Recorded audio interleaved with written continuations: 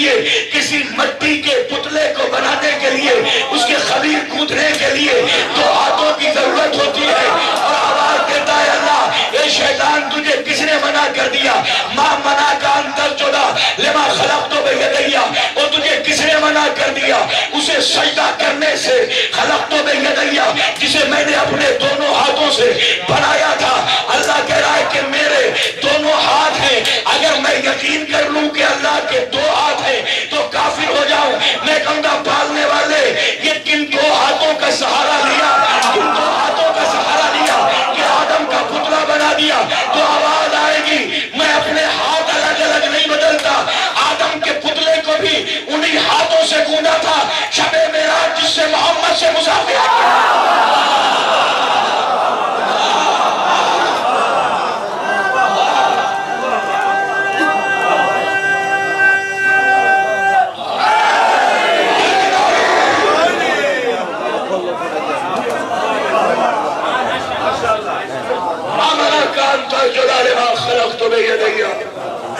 تجھے کس نے منع کر دیا اسے سجدہ کرنے سے، جسے میں نے اپنے دونوں ہاتھوں سے بنایا تھا؟ تو وہاں عزیزان محترم قرآن کی آیت یہ کہہ رہی ہے کہ کوئی ہے جن کے لبوں کی جنبش اللہ نے قرآن کی آیت بنا دیا۔ ہم ہیں کہ جنہوں نے اللہ کی بارگاہ میں سب سے پہلے صفحے بنائی، ہم ہی ہیں جنہوں نے اللہ کی بارگاہ میں اس کی عظمت کا قصیدہ پڑھا، تسبیح پڑھی۔ مسلمان کہتے ہیں نہیں یہ فرشتے تھے، ہم کہتے ہیں نہیں، فرشتوں سے پہلے کوئی اور ہستیاں تھیں جنہوں نے اللہ کی بارگاہ میں صفحے بنائی، اللہ کی عظمت کا قصیدہ پڑھا۔ بحث یہ ہے نا ساری دنیا کے مسلمانوں کی اور مولائیوں کی کہ کچھ کہتے ہیں نہیں، سب سے پہلے اللہ کی بارگاہ میں جو صفحے بنائی وہ فرشتوں نے، ملائکہ نے۔ آؤ نبی سے پوچھتے ہیں سرکار آپ حبیب کبریا ہیں، آپ محبوب الہی ہیں، آپ بتائیے کہ یہ فرشتے ہیں کیا؟ تو شیخ صدوق علیہ الرحمہ کی کتاب امالی کا حوالہ لے رہا ہوں، آپ نے حدیث کو نقل کیا کہ کچھ صحابی آئے اور آنے کے بعد کہتے ہیں کہ ہم روزانہ فرشتوں کے بارے میں پوچھتے رہتے ہیں، سنتے رہتے ہیں، مسجد نبوی کے صحن میں باتیں ہوتے رہتی ہیں، آپ بھی بیان کرتے رہتے ہیں کہ جبرائیل امین آیتیں لے کے نازل ہوتے ہیں، یہ فرشتے ہیں کیا؟ اس کا مطلب یہ ہے کہ نبی کی موجودگی میں بھی اصحاب نہیں جانتے تھے کہ کیا ہے ملائکہ۔ ابھی ٹھہرے، یہ جملہ اس بات کی دلیل ہے، یہ سوال اس بات کا ثبوت ہے کہ اصحاب نے نبی کے پاس جا کے کہا کہ یا نبی اللہ یہ بتا دیجئے کہ فرشتے کیا ہے، ملائکہ کیا ہے۔ یہ سوال کرنا، میں اگر آپ سے پوچھوں کہ مجھے بتا دیجئے کہ یہ سڑک کہاں جا رہی ہے، اس کا مطلب ہے میں نہیں جانتا، تبھی تو سوال کیا ہے۔ یہی فرشتوں کے بارے میں اصحاب پوچھ رہے ہیں، یا نبی اللہ بتائیے کہ یہ فرشتے کیا ہیں؟ یعنی اس زمانے کے نبی کے پیچھے نماز پڑھنے والے، نبی سے مصافحہ کرنے والے صحابی یہ نہیں جانتے تھے کہ ملائکہ کیا ہے۔ تو سر پہ قرآن رکھ کے مسلمانوں فیصلہ کرو کہ جو صحابی یہ نہ جانے کہ ملائکہ کیا ہے وہ ان کے برابر کیسے ہو سکتے ہیں جن کے بچوں کا جھولا جھلانے کے لیے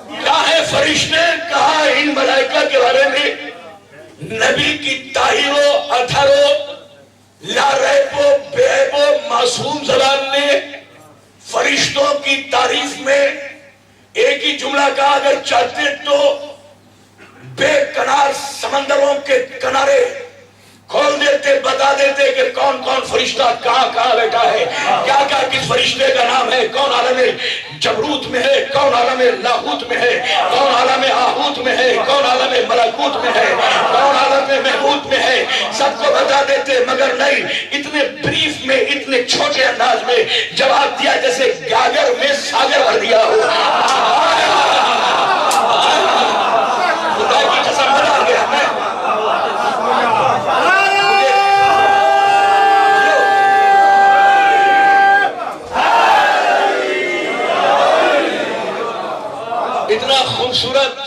مجمع بھی بہت کم ملتا ہے. مجھے پتہ ہی نہیں چلتا کہ لکھنؤ کے ادیبوں میں بیٹھا ہوں یا پنجاب کے خوش نصیبوں میں بیٹھا ہوں.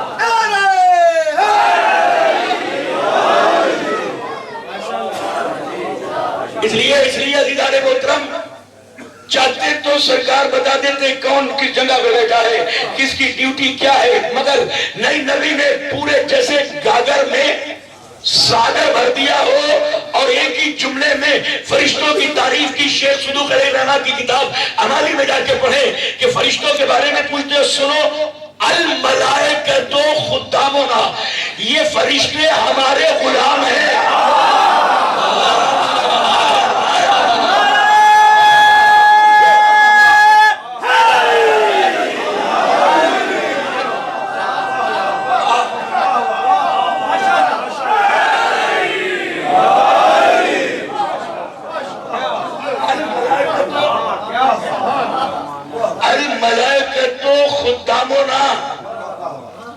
یہ فرشتے خدامنا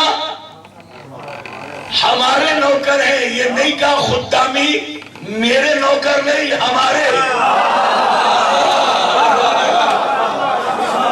میں کیا کروں, جمع کی ذریعے لگی ہے اس میں. یہ کہہ دیتے ہیں کہ میرے نوکر ہیں تو صرف فرشتوں پہ نبی کا حکم چلتا. بالکل اسی طرح سے جیسے آپ کا ڈرائیور پرسنل تو صرف آپ کی گاڑی میں رہتا ہے, وہ پھر کسی کی نہیں سنتا, نہ اولاد کی, نہ باپ کی, نہ کسی کی. لیکن کہہ دو کہ یہ ہمارا ڈرائیور ہے, ہمارے گھر کا ڈرائیور ہے, تو اس کا مطلب ہے کہ نوازا آئے گا تو وہ بھی حکم چلائے گا.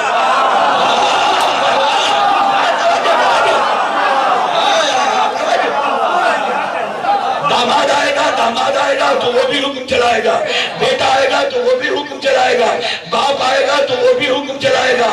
یہاں پہ کہا کیا کہ الملائکۃ خدامنا, ملائکہ میرے نہیں ہمارے نوکر ہیں. اس کا مطلب یہ ہوا جو نبی کے اپنے ہیں, اپنوں کا حکم فرشتوں پہ چلنا چاہیے. 14 صدیوں سے لے کر ہر مصلی پہ بیٹھنے والا, ہر نماز کے لیے کھڑا ہونے والا, ہر خطبہ دینے والا, ہر طواف کرنے والا, ہر کلمہ پڑھنے والا یہ کہتا ہے کہ میں نبی کا ہوں, نبی ہمارے ہیں. مگر یہ دیکھنا ہے کہ نبی نے کسے کہا کہ یہ ہمارے ہیں, قرآن نے کسے بتایا کہ یہ نبی کے ہیں. کیوں تو سارے گلے میں گمچھا ڈال کے ڈھونڈنے والے یہ کہتے ہیں کہ ہم نبی کے ہیں, نبی کے پیارے ہیں, نبی کے پیارے ہیں, فلاں نبی کے پیارے ہیں. یہ دیکھو کہ قرآن کی آیت نے کسے بتایا کہ نبی کے پیارے کون ہیں, نبی نے کسے دکھایا کہ میرے پیارے کون ہیں, میرے اپنے کون ہیں. شاید یہی وجہ تھی کہ اگر گھر کے اندر 4 دیواری میں نبی بتا دیتے تو سمجھ میں نہیں آتا کہ کون نبی کے خاص اپنے ہیں. شاید یہی وجہ تھی جب قرآن کی آیت آ گئی اور نجران کے عیسائی نہیں مانے تو اللہ نے یہی تو کہا, اے نبی ان سے کہہ دو کہ تم اپنوں کو لاؤ, ہم اپنوں کو لاؤ.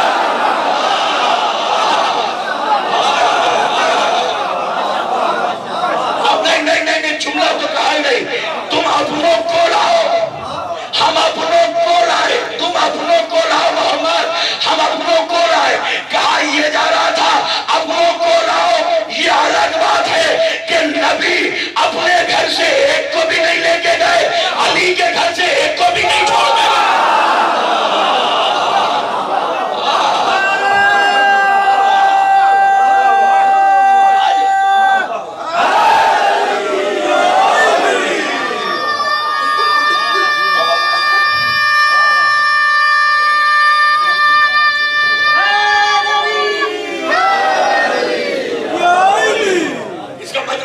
سرکار کہ تم اپنوں کو لاؤ.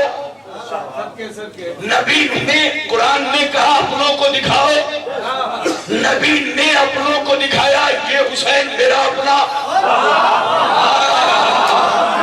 یہ حسن میرا اپنا, یہ پیچھے بطول میری اپنی, اس کے پیچھے علی میرا اپنا. تو اب کوئی کچھ کچھ بھی کہتا رہے، ہم اختلاف کی بات مجلسوں میں کرتے نہیں ہیں۔ مسلمان بھائیوں آگے بیٹھ کے سنو تو صحیح کہ ہم آپ کیا پڑھ رہے ہیں کہ نبی نے دلیل یہ دی ہے کہ جو میرا اپنا ہوگا اس کا حکم فرشتوں پہ چلتا ہوگا۔ اب جسے چاہے منوا لو کہ وہ نبی کا اپنا، مگر دکھانا پڑے گا کہ ان کا حکم فرشتوں پہ چلتا ہے۔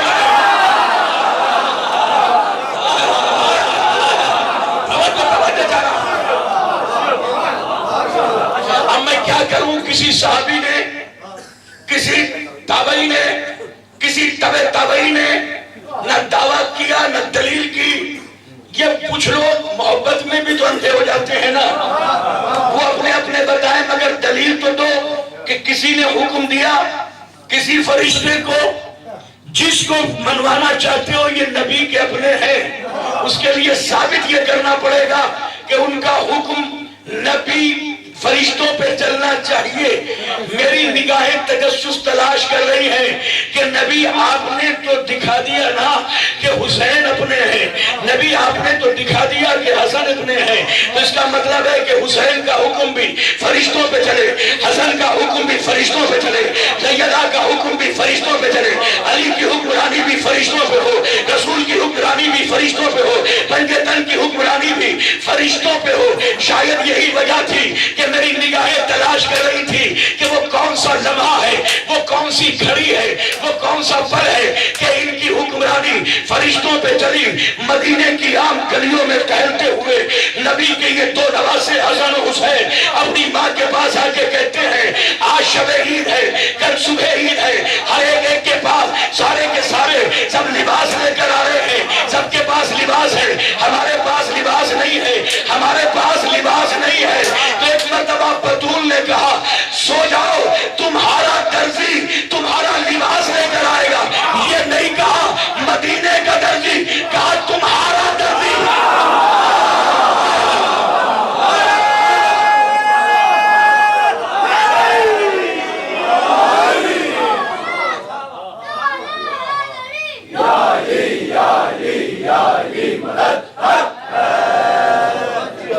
بیٹا بہت ڈسٹرب کر رہے ہو، آپس میں باتیں مت کرو ادھر، اور میری طرف اگر مجلس میں آگے بیٹھنا ہے تو مجھے بھیجتے رہو۔